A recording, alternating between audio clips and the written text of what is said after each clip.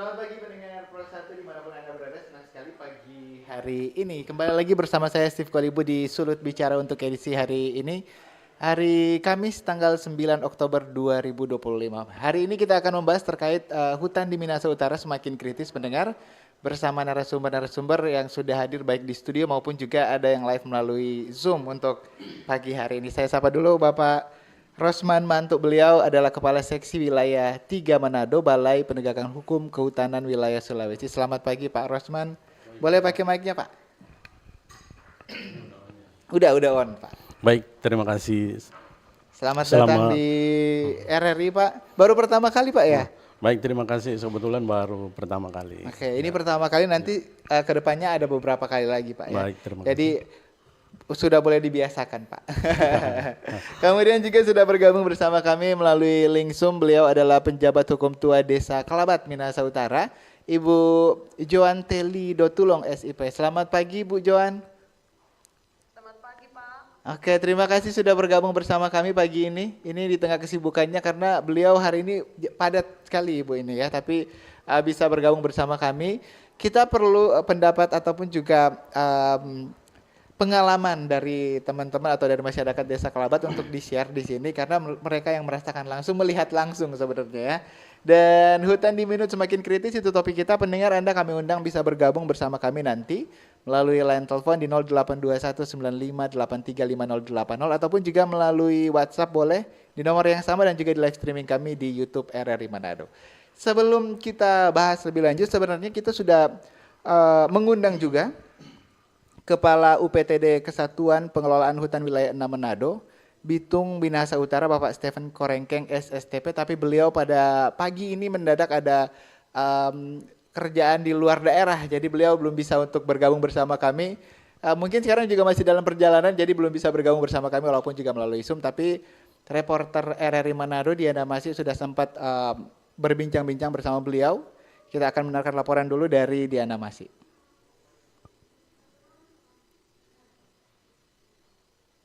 Ya, boleh ditampilkan dulu atau mungkin juga kita ingin mendengar bersama tanggapan dari beliau ya, Pak Stephen Korengkeng.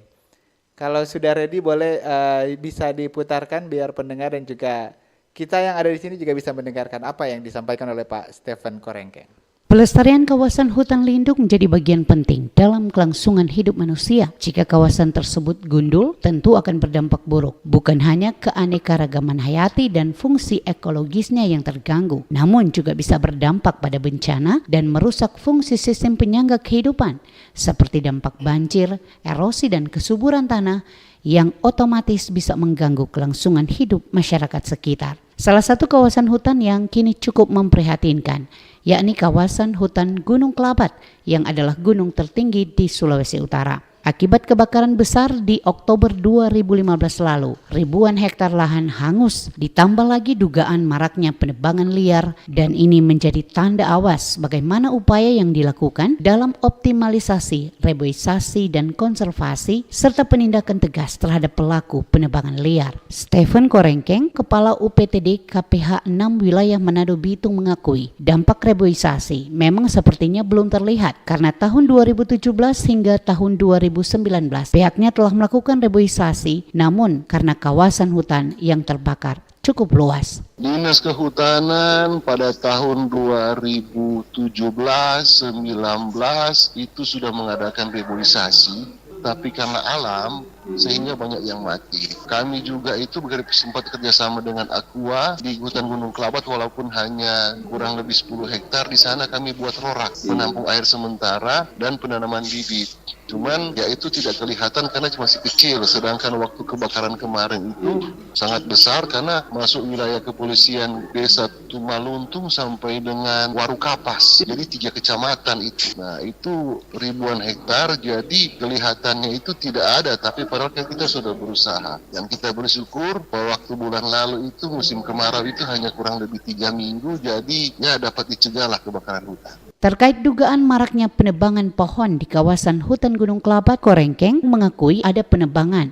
Namun ia memastikan hal tersebut bukan masuk dalam kawasan hutan lindung dan pihaknya juga intensif melakukan patroli. Memang ada penebangan pohon tapi bukan masuk dalam kawasan hutan lindung. Kedua, banyak juga masyarakat-masyarakat yang peduli dengan Gunung Kelabat saling mengingatkan. Dan kami juga dari Dinas Kehutanan Provinsi, UPTD KPH 6, wilayah Manado Minut Bitung, selalu melaksanakan patroli.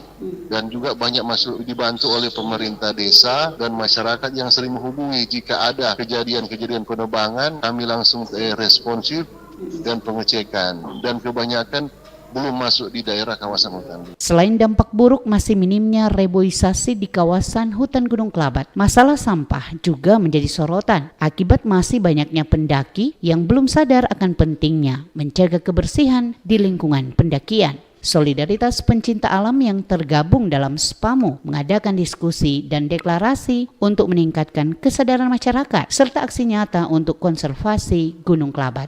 Diana. Baik, demikian sudah kita dengarkan bersama ya laporan dari reporter kami Diana Masih. Terima kasih untuk Bapak Stephen Korengking juga. Mudah-mudahan nanti di topik yang sama kita bisa undang ya, atau pengembangan dari topik ini. Hutan di Minahasa Utara semakin kritis. Sebelum ke Pak Rosman, kita ke Ibu penjabat hukum tua dulu nih. Ingin tahu Bu, sebenarnya kalau dari masyarakat desa sana Bu, seperti apa? Ini yang bersinggungan langsung dengan hutan yang ada di Gunung Kelabat. Seperti apa kondisi di sana Bu? Terima kasih. Sebagai informasi, memang pada tahun 2023, bulan Maret kalau tidak salah, di Desa Babat terjadi banjir bandang. Karena ulah dari itu yang mungkin bertahun-tahun yang lalu dalam kasus penebangan hutan liar.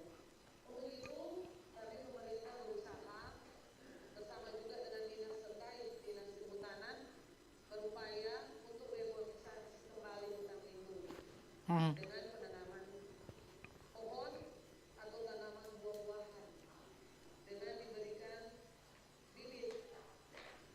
Ya. Dan kami pemerintah berusaha juga bersama-sama dengan masyarakat menjaga hutan lindung ini. Contohnya, ketika ada pendaki baik dari Desa Kelabat maupun luar Desa Kelabat yang ingin mendaki Gunung Kelabat, diwajibkan membawa 1 atau 2 pohon ketika mendaki dan harus ditanam. Itu pun harus ada dokumentasi. Ini tujuannya agar ketika lalu pernah terjadi bencana alam, orang berusaha mencegah dengan menanam kembali pohon atau tanaman, baik itu dalam bentuk tanaman buah-buahan ataupun bisa juga kelapa, agar supaya itu bisa menahan air. Oke. Menanam reboisasi sambil juga menanam tanaman produksi berarti ya Bu ya. Baik, Iya. Bu, yang tadi disampaikan juga terkait dengan banjir bandang. Memang beberapa waktu lalu waktu terjadi peristiwa banjir bandang kan sempat banyak itu beredar di sosial media ya. Dan kalau yang saya perhatikan itu kebanyakan itu yang terbawa arus banjir bandang Iya. adalah sisa-sisa dari pohon yang kelihatannya kalau dari saya lihat dari video-video yang beredar itu adalah bekas dari pembalakan liar. Kan kelihatan ya akar-akarnya. Apakah seperti itu, Bu? Itu sebenarnya penebangan liar itu sudah bertahun-tahun yang lalu, tapi impasnya baru sekarang. Jadi itu kalau mau lihat kayu yang turun atau akar-akar itu yang sudah lama sekali. Ya. Bertahun-tahun lalu, bukan kurang baru-baru yang seperti kejadian tinggal di tahun 2023, tidak. Oke. Baik. Jadi harusnya memang sudah dari beberapa tahun lalu tapi kemudian terbawa arus banjir bandang ya Bu Joan ya. Nah, Iya. tadi juga sudah disampaikan usaha-usahanya, tapi mungkin saya juga dan juga masyarakat mungkin ingin tahu sebenarnya kondisinya seperti apa, seberapa besar pengurangan hutan yang ada di Gunung Kelabat, Bu Joan? Kalau untuk hutan lindung, pengurangan saya rasa tidak ada, Pak. Oke. Ini malahan kami berupaya, walaupun di daerah kami, sebenarnya hutan lindung itu sudah juga masuk di kawasan permukiman, Pak. Oke. Sekarang ini, Bentar Bu Joan, jadi hutan lindung yang masuk ke kawasan pemukiman atau pemukiman yang kemudian sudah menggunakan hutan lindung tersebut, Bu Joan? sekarang ini karena untuk peta kami baru mengetahui karena sebagai informasi ada juga permukiman itu yang sudah masuk hutan lindung. Oke. Jadi kami berupaya bersama dengan pemerintah, walaupun itu permukiman sudah masuk hutan lindung, di situ ada penanaman. Contohnya yang seperti saya bilang tadi Pak, penanaman pohon kelapa yang bisa digunakan oleh masyarakat tapi tidak bisa menjadi hak milik. Oke. Hanya boleh dimanfaatkan Bu Joan ya? Iya. Baik, baik. Berarti itu salah satu kebijakan yang dikeluarkan oleh pemerintah setempat ketika sudah Pemerintah, sudah iya. ada warga yang menempati hutan lindung itu yang Iya. dilakukan adalah boleh kemudian menggunakannya. Bisa menggunakan hasil produksi tapi tidak bisa memiliki. Oke, baik. Nah, apalagi kemudian kebijakan-kebijakan yang mungkin perlu kami ketahui terkait dengan pengelolaan hutan ini ya, hutan lindung, atau mungkin ada kebijakan dari desa, dari pemerintah setempat terkait batas wilayah. Kalau untuk kebijakan Pak, seperti misalnya kalau ingin menebang pohon tapi ditanam kembali. Oke. Tapi menebang pohon itu pun biasanya Pak digunakan hanya untuk kebutuhan tertentu. Misalnya digunakan dalam fasilitas membangun rumah. Jadi hanya diwajibkan bisa menggunakan atau menebang satu pohon untuk kebutuhan, itu pun diganti Ditanam kembali dengan ya? beberapa pohon. Iya, Baik. ditanam kembali. Oke, baik. Nah, ini kebanyakan juga kalau kita berbicara terkait dengan pembalakan liar, Bu ya. Itu biasanya kan kebanyakan jago-jago juga ini ya, Bapak Ibu ya. Malah susah untuk terdeteksi oleh aparat pemerintahan desa, baik dari Pak Rosman dan kawan-kawan. Kalau di desa Kauta seperti apa? Ada yang seperti itu Bu yang sudah kemudian sudah terjadi dulu, sudah tinggal sisa-sisa akar-akar katakanlah seperti itu, baru kemudian diketahui oleh aparat dan juga masyarakat. Kalau untuk ketika saya menjabat belum ada, mungkin yang pada lalunya mungkin ada, tapi untuk saat ini tidak ada karena kami pemerintah sudah berkolaborasi bersama dengan masyarakat dan itu sudah masuk dalam pembahasan bersama atau rapat koordinasi bahwa ketika ada pembalakan liar kami sudah berkoordinasi juga dengan pihak kepolisian, dinas kehutanan bahwa itu akan dihukum seberat-beratnya. Makanya untuk saat ini sebagai informasi tidak ada lagi penebangan liar di hutan lindung khususnya daerah Kelabat. Baik, luar Yang biasa. ada pasti mungkin di daerah tertentu yang tidak masuk dalam hutan lindung.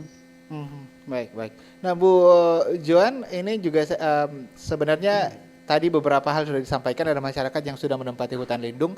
Deforestasi itu kebanyakan terjadi karena faktor ekonomi, Pak ya.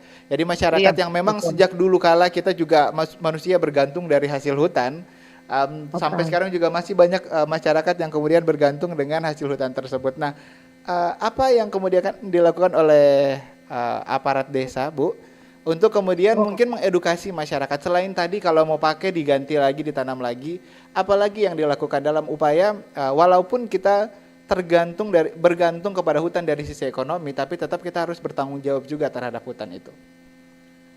Iya. Jadi intinya Pak, ketika masyarakat menggunakan atau menanam dalam hutan lindung, di situ juga ada pemeliharaan, orang menjaga, melestarikan, dan juga ada edukasi dari masyarakat dalam hal membantu pemerintah. Ketika mendapatkan hasil produksi itu bisa menjadi PAD untuk desa. Baik, baik. Ada bantuan dalam kegiatan-kegiatan yang dibutuhkan oleh pemerintah desa. Baik. Bu Joan, terima kasih Bu Joan ya. Kalau masih ingin tetap bersama kami, tetap bersama kami. Di sini juga ada Pak Rosman ya.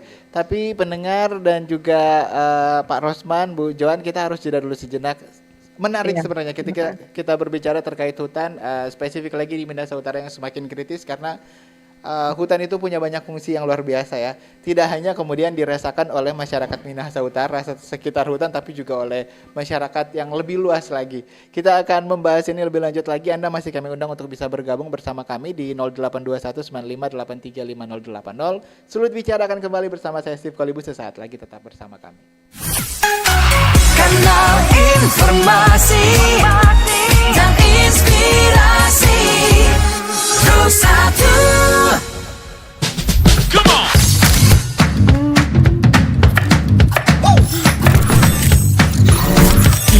enak.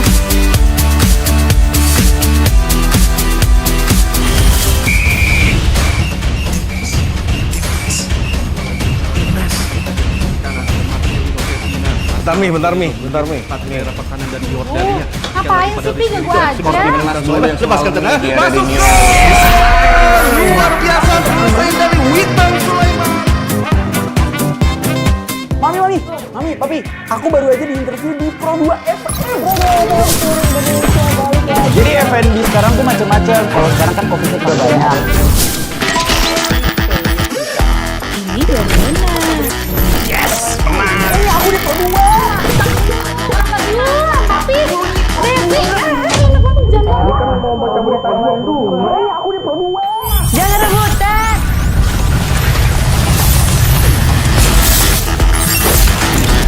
Eits, jangan rebutan.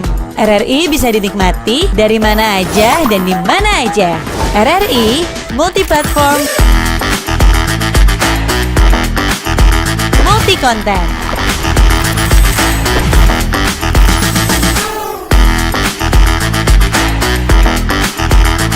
RRI punya kita.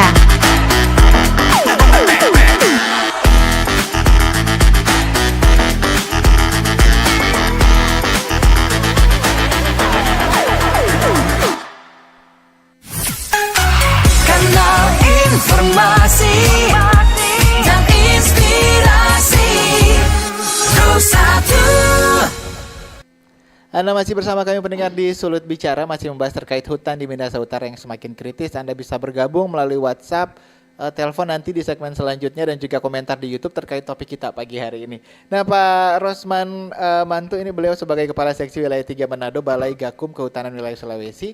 Ini terkait dengan hutan. Ini kalau dari perbincangan dengan Ibu penjabat kepala desa tadi kan juga menyampaikan ada masyarakat yang memang sudah memanfaatkan hutan tersebut ya. Padahal sebenarnya hutan itu kan terbagi dari beberapa kategori ya Pak ya. Itu ada hutan lindung, kemudian juga ada konservasi, ada hutan produksi terbatas, hutan produksi tetap, dan hutan produksi dapat dikonversi. Itu banyak sekali ternyata. Tapi boleh Pak Rosman jelaskan sedikit kepada saya dan juga kepada masyarakat Sulawesi Utara Pak. Baik, terima kasih. Mungkin sebelum saya menjelaskan fungsi hutan, mungkin saya sedikit perkenalkan dulu. Karena memang kantor kami ini Balai Penegakan Hukum Kehutanan ini memang umurnya baru ya dibilang seumur jagung karena memang baru kurang lebih 10 tahun. Kami kurang lebih 10 tahun dengan bergabungnya LH dengan kehutanan, maka pada saat itu memang dibentuk satu lembaga penegakan hukum yaitu di bawah Direktorat Jenderal Penegakan Hukum, di mana kami di tiap pulau itu ada ditempatkan satu UPT yang namanya Balai Penegakan Hukum Kehutanan. Balai Penegakan Hukum Kehutanan ini dia membawahi satu provinsi Sulawesi, di mana Balai Penegakan Hukum Kehutanan ini memiliki 3 seksi wilayah. Seksi wilayah 1 di Makassar dan Kendari, seksi wilayah 2 di Palu dan Sulawesi Barat. Wilayah 3 itu wilayah kerjanya Provinsi Sulawesi Utara dan Gorontalo. Oke, luas Pak ya. Luas sekali. Ada beberapa hutan lindung ini berarti di bawah dari lembaganya Bapak. Baik, terima kasih. Sebenarnya kalau lihat dari TUSI atau tugas dan fungsi kami melakukan penurunan gangguan, ancaman dan pelanggaran penegakan hukum di bidang kehutanan. Oke. Di dalam melaksanakan TUSI tadi, kami punya fungsi, itu ada kurang lebih 8 fungsi yang kami emban.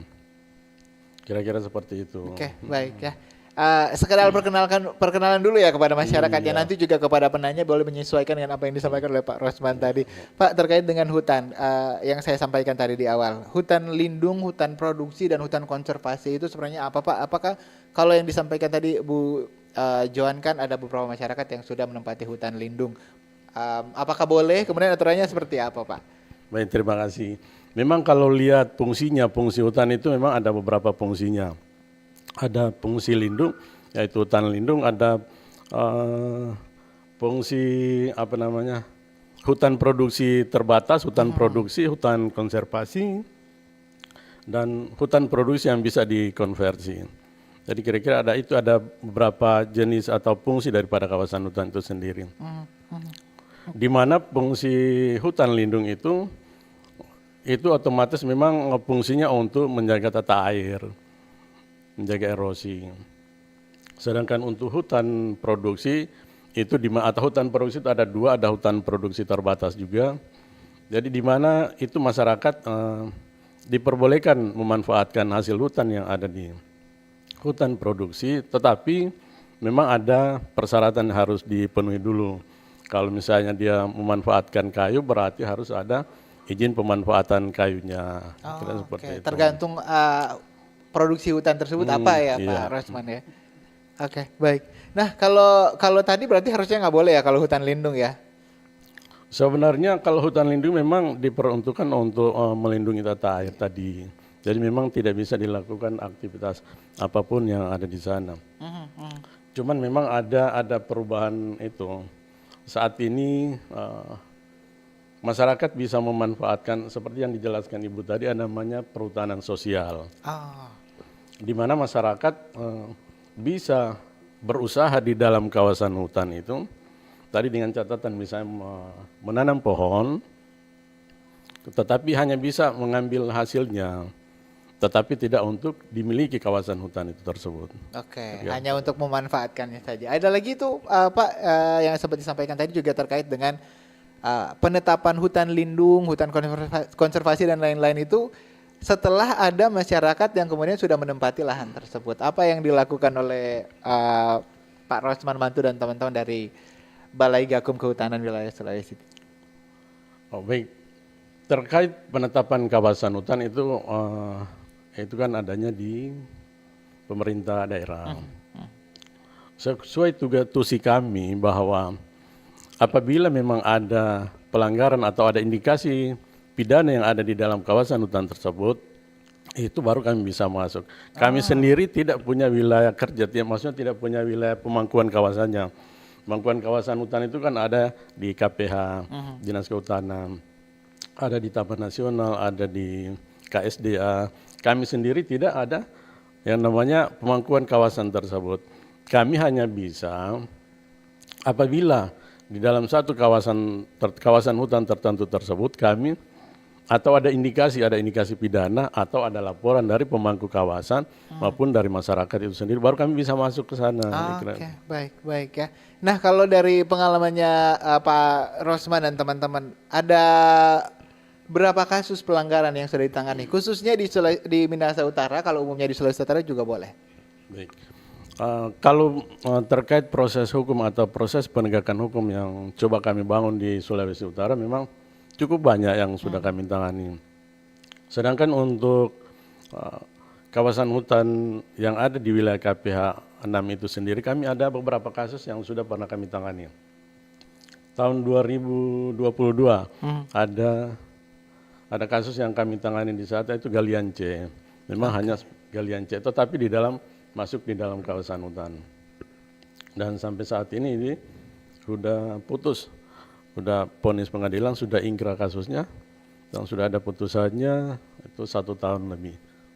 Oke. Jadi sudah ada beberapa sebenarnya kasus yang ditangani ya oleh Pak Rosman dan teman-teman dari Balai Gakum Kehutanan Wilayah Sulawesi. Ada pertanyaan yang sudah masuk sebenarnya ini di YouTube. Kami juga masih undang Anda untuk bisa bergabung di line telepon di 082195835080 dan juga di WhatsApp.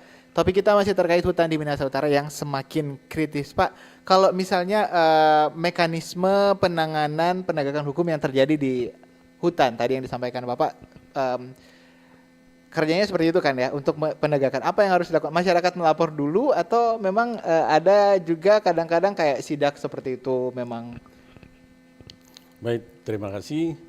Kalau terkait penegakan hukum yang kami lakukan, biasanya kami menerima aduan dari masyarakat maupun dari pemangku kawasan itu sendiri.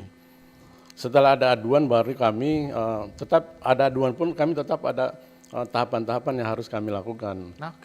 Misalnya ada aduan berarti kami verifikasi dulu. Setelah verifikasi memang di sana benar kejadian tersebut, Yang kedua kami pengumpulan lagi bahan dan keterangan. Selanjutnya baru kami lakukan operasi. Dari hasil operasi itu kami apabila menemukan ada pelaku, ada barang bukti di sana, baru kami tingkatkan ke proses penyidikan. Iya. Proses yang kami lakukan sama dengan proses penyidikan yang di teman-teman Polri, cuman memang kami dibatasi dengan undang-undang yang kami ampu gitu. Baik. Berarti kalau dari Pak Rosman dan kawan-kawan itu lebih ke penegakan hukumnya ya? Iya betul. Kalau untuk pengawasannya diserahkan kepada daerah? Terkait pencegahan atau pengawasannya itu berada di pemangku kawasan. Yaitu kalau untuk Minahasa Utara adanya di KPH 6. Itu. Baik.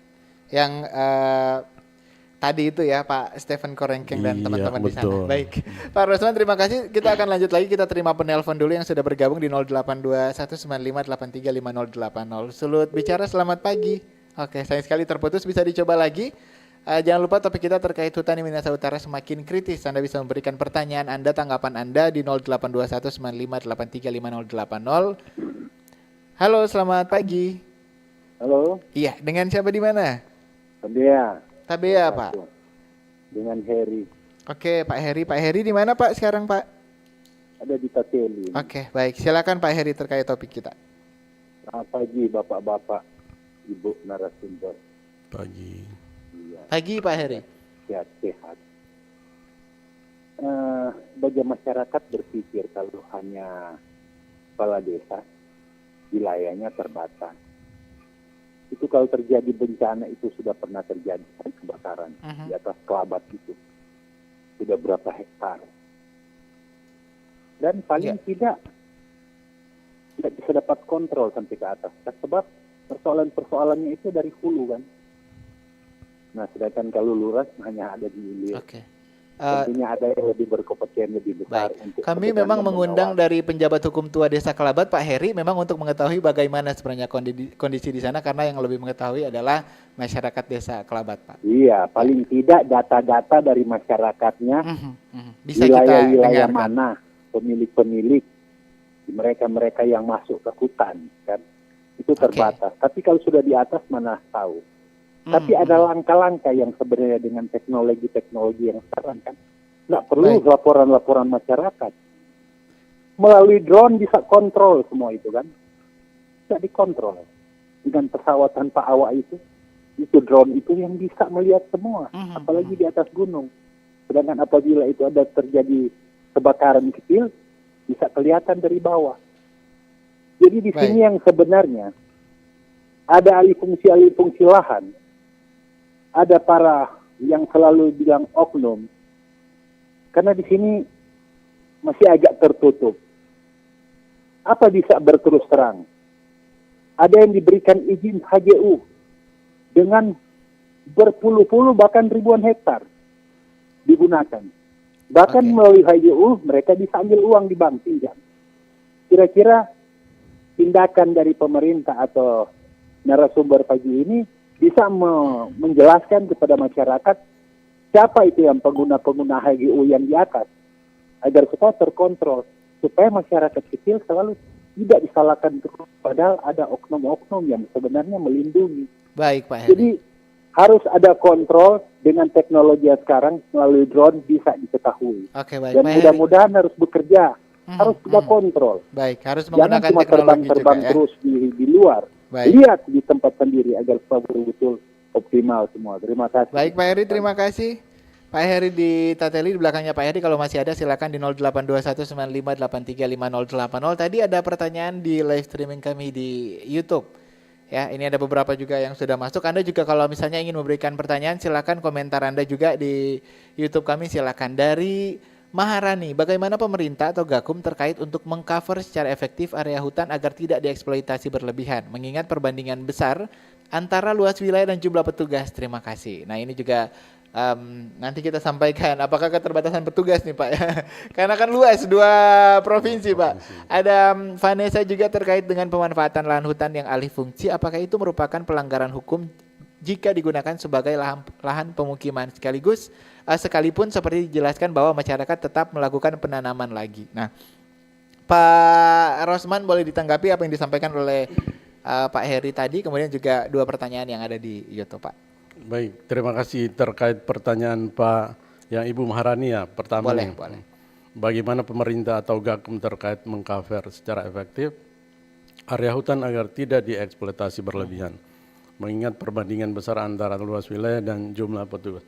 Memang benar apa yang disampaikan oleh Ibu Maharani tadi, di mana memang keterbatasan petugas itu memang jadi salah satu kendala untuk dalam melakukan penegakan hukum.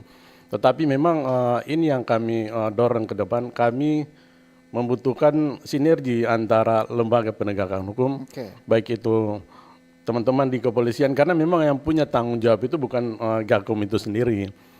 Terkait yang bertanggung jawab di kehutanan ini kan memang bukan cuma Gakum sendiri, ada pemangkunya tersendiri, ada KPH, ada Dinas Kehutanan, pemerintah daerah yang ada di sekitar situ. Kami sendiri memang jumlah personil kami hanya memang cuma 30-an personil yang untuk wilayah 3 ini membawahi wilayah Sulawesi Utara dan Gorontalo. Kurang lebih 30 orang personil yang memang pasti kami pikir itu akan tidak maksimal dalam melaksanakan penegakan hukum. Justru itu kami menghimbau pada seluruh stakeholder untuk bisa memberikan masukan atau memberikan laporan kepada kami apabila memang ada di daerah-daerah tertentu yang memang diindikasikan itu ada pelanggaran pidana di sana. Baik. Kira-kira seperti itu. Pak Rosman, ini kalau yang disampaikan tadi kan itu tanggung jawabnya ternyata oleh beberapa stakeholder lah, beberapa instansi ya. Apakah perlu memang ada perubahan regulasi agar mungkin diserahkan ke satu instansi yang khusus agar mungkin tidak terlalu lama begitu ya? Atau kan tadi harus berkoordinasi dulu ya, harus menentukan dulu siapa kira-kira yang harus mengurus yang ini, Pak Rosman? Justru kalau menurut kami kolaborasi itu lebih penting. Justru kolaborasi ya. Kolaborasi lebih penting. Tapi kalau tadi kolaborasi, tantangan apa yang kemudian dihadapi di ketika di lapangan ketika ada penegakan hukum? Memang kalau misalnya di dalam kolaborasi itu sendiri kan tetap pasti ada ego sektoral pasti itu. Kita tidak bisa hindari. Cuman seperti yang saya bilang tadi, kita tetap butuh masukan atau butuh dukungan dari baik itu dari masyarakat maupun pemerintah daerah. Itu saya pikir yang penting sih bagi kami. Kalau memang ada dukungan dari pemerintah daerah, dari masyarakat itu semua, pasti kami akan melakukan tugas kami itu dengan sebaik-baiknya. Baik ya. Sinergitasnya semakin bagus begitu ya, kolaborasinya semakin oke. Dan kalau dari pertanyaan dari Vanessa Barangan ini terkait dengan pemanfaatan hutan itu, apakah merupakan pelanggaran hukum atau seperti apa, Pak Rosman? Pemanfaatan lahan hutan yang alih fungsi, kita harus bisa melihat dulu yang dialih fungsikan ini yang di mana, apakah di kawasan hutan lindung, hutan produksi maupun hutan konservasi. Yang otomatis kalau misalnya di dalam hutan lindung, hutan produksi juga, hutan konservasi, kalau tidak sesuai prosedur, ya berarti itu merupakan pelanggaran. Ya. Jadi harus sesuai dengan peruntukannya kan seperti itu ya. Baik, kita ke penelpon di belakangnya Pak Heri. Nanti kita tanggapi juga pertanyaannya Pak Heri tadi belum ditanggapi Pak ya. Terkait penggunaan teknologi. Sulut bicara, selamat pagi. Halo, selamat pagi. Dengan siapa di mana Pak? Dengan Cliff dari Motoling Minas Selatan. Cliff dari Minsel, silakan. Ya, selamat pagi untuk Bapak. Dari mana kota ini? Dari kehutanan atau dari mana itu? Dari Balai Penegakan Hukum Kehutanan Wilayah Sulawesi. Saya menanggapi sedikit begini. Saya sependapat juga apa yang disampaikan oleh host itu. Kalau boleh ada satu instansi yang betul-betul mau tangani dong. Karena kalau orang sebagai masyarakat mau amati, kadang-kadang itu lempar-lempar tanggung jawab dari dinas ini, dari ini, lembaga ini. Sebetulnya harus ada satu lembaga yang betul-betul semua dari situ, pengawasan, penindakan, itu semua. Jadi saling tumpang tindih namanya ini. Ada dari walhi, kadang-kala begini. Regulasinya itu, saya merasa itu sudah cukup kuat. Tapi yang lemah di sini penindakan. Karena beberapa oknum sudah melakukan hal seperti itu, tapi tidak ada tindakan tegas. Makanya selalu berulang dan berulang. Jadi kalau boleh, harus ada lembaga atau instansi yang betul-betul mengurus tentang kehutanan. Baik dari hulu sampai hilir. Jadi dia jangan semua sektor itu harus bersinergi, berkolaborasi. Bukan masyarakat itu ada andil sih, ada memberikan laporan di sini. Tidak mungkin kalau seperti ibu hukum tua bilang sudah lama, tapi kok baru ketahuan 2023 penebangan liar. Biasanya 4 orang saja di sini di kampung Motoling sudah ketahuan kalau ada kumpul kayu di depan rumah atau di galang, tahu-tahu dia penebangan liar. Jadi begitu, tidak sulit sebenarnya mendeteksi siapa oknum-oknum tertentu yang menebang liar. Jadi saya cuma sampaikan, mungkin regulasi sudah cukup dan harus ada instansi atau lembaga yang memang fokus di situ. Tidak ada tumpang tindih lagi. Itu saja ya. Terima kasih. Terima kasih Cliff di Minahasa Selatan. Ini Pak Rosman boleh ditanggapi sekaligus apa yang disampaikan Pak Heri dan juga Bung Cliff. Tapi pemanfaatan teknologi ada terus dong ya dari Balai Gakum Kehutanan Wilayah Sulawesi. Sudah saya sampaikan dari awal bahwa memang yang punya pemangku kawasan itu ada, itu KPH, yang otomatis yang melakukan patroli, melakukan sosialisasi, itu ada di KPH tadi. Pencegahan dan edukasi ada di KPH ada di KPH. Kami bisa masuk ke sana apabila ada laporan atau ada aduan, diindikasikan ada pidana di sana, baru kami bisa masuk. Oke. Jadi ini memperjelas juga ya Pak Rosman ya. Kalau yang disampaikan Cliff juga itu dia tanggapannya seperti itu ya sebenarnya. Kalau terkait Pak Cliff mungkin tadi harus ada satu lembaga tertentu memang.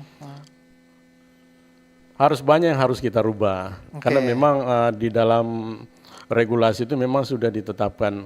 Walaupun saat ini kami Balai Gakum Kehutanan itu khusus untuk tindak pidana kehutanan. Tetapi kita harus tidak pungkir bahwa memang ada undang-undang lain juga yang mengatur. Misalnya KUHP. KUHP itu sendiri mengatur bahwa teman-teman di kepolisian itu punya kewenangan juga untuk melakukan penegakan hukum di bidang kehutanan. Jadi kira-kira seperti itu. Kalau misalnya ada satu lembaga, ini yang dikhawatirkan juga. Satu lembaga yang khusus menangani suatu tindak pidana itu juga dikhawatirkan nanti ada namanya super power nanti. Dari pengawasannya, pengeluaran izinnya, pengawasannya, penegakan hukumnya itu sendiri pasti bisa jadi terjadi penyimpangan nanti di kemudian hari. Karena memang dia yang mengeluarkan izin, dia yang mengawasi, dan dia juga yang melakukan penegakan hukumnya. Kira-kira seperti itu. Jadi kemungkinan kalau ada satu lembaga yang super power, penyimpangannya akan lebih besar begitu Pak ya. Betul. Takutnya seperti itu karena yang mengatur semuanya mulai dari perizinan sampai penindakan ya. Baik, kita jeda dulu sejenak, masih ada satu sesi lagi Pak Rosman. Dan juga untuk Anda pendengar masih boleh memberikan pertanyaan Anda, tanggapan Anda di 082195835080 terkait topik kita hutan di Minahasa Utara yang semakin kritis. Sulut Bicara masih akan kembali sesaat lagi. Kanal informasi dan inspirasi 1. Halo RRI. Halo RRI. Iya, halo RRI. Kami semua bisa sampaikan semua keluhan masalah atau informasi melalui SMS, WhatsApp, dan media sosial secara langsung di 0816 16 12 121 setiap hari Senin dan Jumat pukul 10 pagi sampai pukul 11 siang waktu Indonesia Tengah. Suarakan masalah Anda dan temukan solusinya bersama Halo RRI. Halo RRI.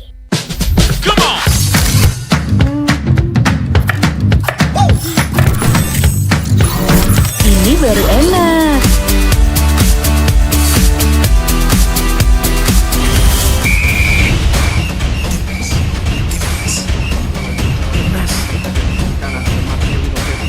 Bentar Mi. Ngapain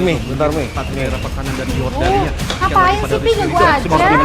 Lepaskan tengah. Masuk luar biasa selesai dari Witan Sulaiman.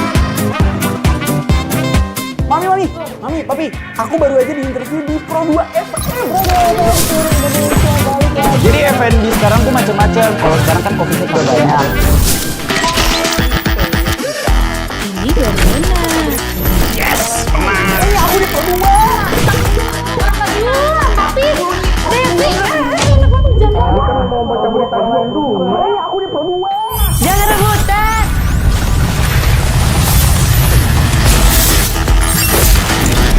Eits, jangan rebutan. RRI bisa dinikmati dari mana aja dan di mana aja. RRI multiplatform, multi konten.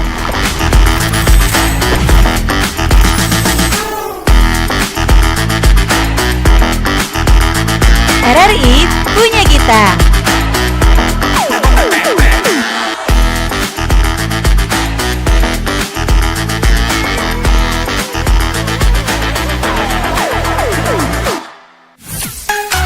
kanal informasi dan inspirasi Terus 1.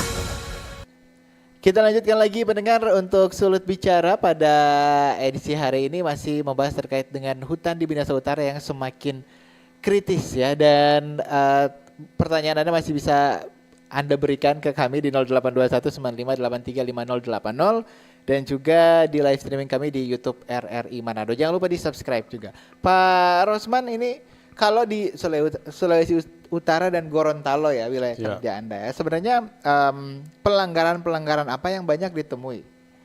Memang kalau dari tahun 2000 sejak terbentuknya Gakum itu kami lebih banyak atau lebih fokus kepada illegal logging atau pembalakan liar. Dengan berkembangnya saat ini yang lebih marak itu kegiatan pertambangan di dalam kawasan hutan. Oke. Di dalam kawasan hutan lindung? Baik itu hutan lindung, hutan produksi maupun. Iya. Ini juga perlu diperhatikan ya ke Cliff tadi yang di Minsel ya. Ya kita harus tahu jangan-jangan yang dimanfaatkan oleh oknum itu oknum hutan produksi. Kemudian sudah ada izin untuk penanaman pohon kemudian ditebang ya kan, bisa jadi ya. Jadi ketika kita melihat ada yang sudah balak-balak baru di rumah, mungkin ya itu hasil pemanfaatan dari hutan produksi ya Pak ya. Baik. Nah tadi kalau yang illegal logging paling banyak di daerah mana Pak Rosman? Kalau yang sempat kami tangani itu berasal dari Bolsel, Bolamondo Selatan dan Bolamondo Utara. Ada juga yang kalau di Minsel ada juga sih yang sempat kami proses sampai penyidikan. Oke, baik ya. Di Minsel di daerah mana? Jangan-jangan di daerahnya Pak Cliff ini. Kalau Pak Cliff adanya di daerah Motoling, mungkin di Gunung Lolombulan dan sekitarnya mungkin ya. Baik.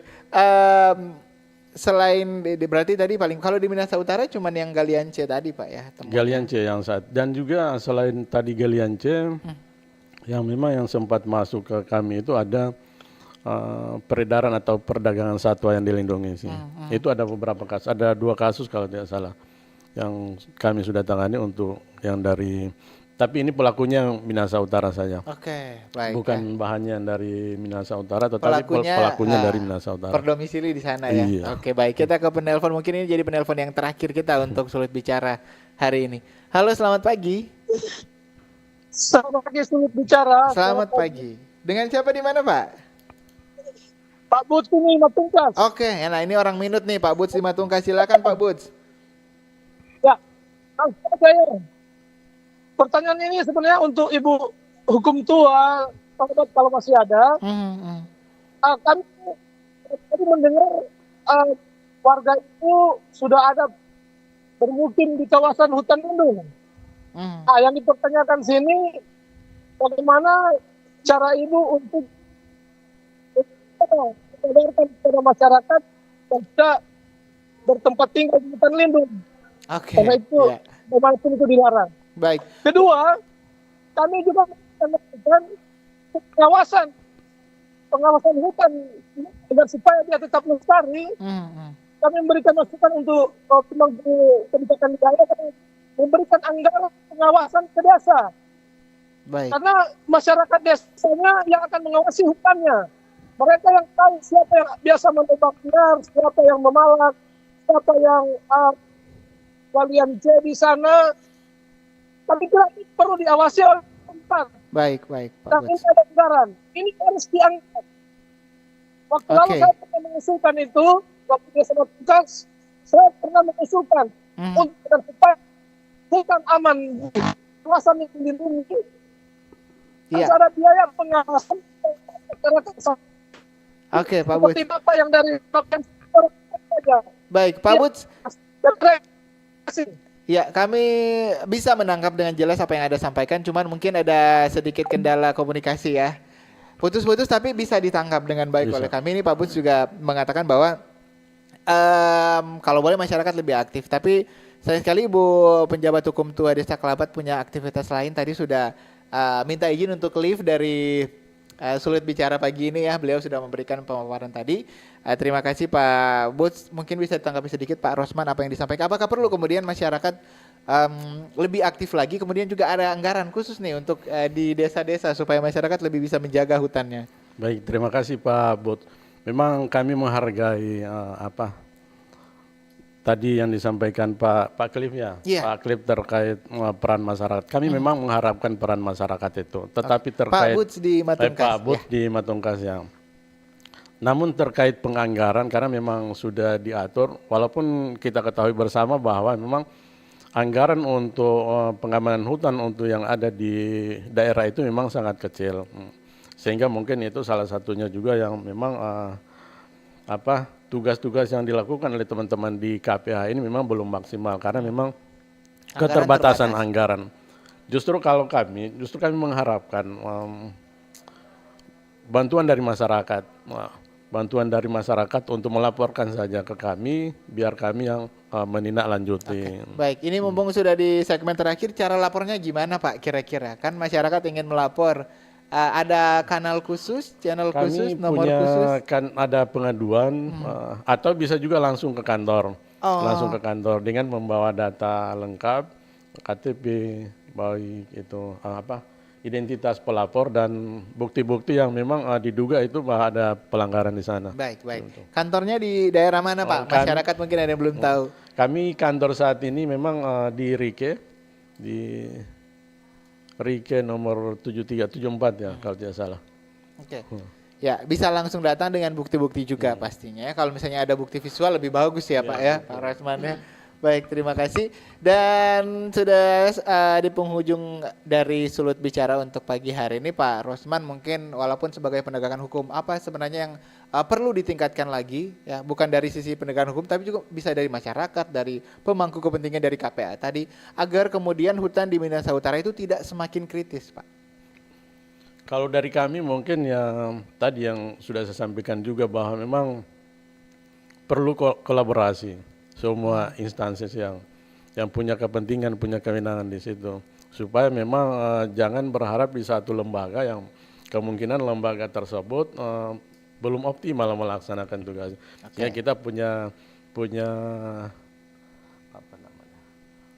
alternatif yang bisa mendukung atau bisa melakukan penegakan hukum. Karena bukan kami sendiri yang melakukan penegakan hukum, ada juga teman-teman di kepolisian, seperti itu. Oke, baik. Nah, kalau misalnya pemanfaatan hutan secara ilegal, apa kemudian yang perlu dilakukan Pak? Oleh mungkin masukan juga, karena kan penegakan hukum ya, masukan kepada kepala-kepala desa dan masyarakat terkait dengan pemanfaatan hutan secara ilegal nih Pak. Supaya pelanggaran-pelanggaran itu bisa teridentifikasi ya, berarti segera dilaporkan sekecil apapun itu yang dilihat oleh masyarakat atau pemerintah desa di wilayahnya masing-masing, itu segera dilaporkan ke pemangku kawasan, dan apabila memang diperlukan ya langsung ke Gakum sendiri lebih bagus. Oke, baik. Terima kasih Pak Rosman Mantuk, Kepala Seksi Wilayah 3 Manado, Balai Gakum Kehutanan Wilayah Sulawesi. Terima kasih sekali lagi ya. Ya, terima Pak, kasih. Ya, semangat Pak mengawasi atau menegakkan hukum di wilayah yang luas ini Pak, 2 provinsi, Sulawesi Utara dan juga Gorontalo ya. Dan juga untuk Anda pendengar, terima kasih yang sudah mendengarkan kami, menyaksikan kami juga melalui live kami di YouTube. Mudah-mudahan ini juga bisa mengedukasi ya masyarakat ya, bagaimana kita sama-sama memanfaatkan hutan tapi juga harus tetap menjaga hutan, karena fungsi hutan itu luar biasa untuk masyarakat, untuk seluruh masyarakat, tidak hanya di kawasan hutan ya, tapi sampai kami di Kota Manado juga akan merasakan dampaknya ketika hutan itu kemudian rusak atau deforestasi yang berlebihan, pemanfaatan hutan yang berlebihan. Saya Steve Kalibu mewakili seluruh kerabat kerja yang bertugas bagian di Sulut Bicara. Pamit undur diri, jangan lupa untuk menyaksikan dan juga mendengarkan Sulut Bicara setiap hari Senin sampai Jumat dari jam 9 sampai 10 pagi dengan topik-topik yang berbeda pastinya. Sampai jumpa dan selamat pagi. Bersatulah Indonesia, jangan pernah terpecah belah. Walau kita berbeda, walau kita tak sama, Radio Republik Indonesia, kita Indonesia.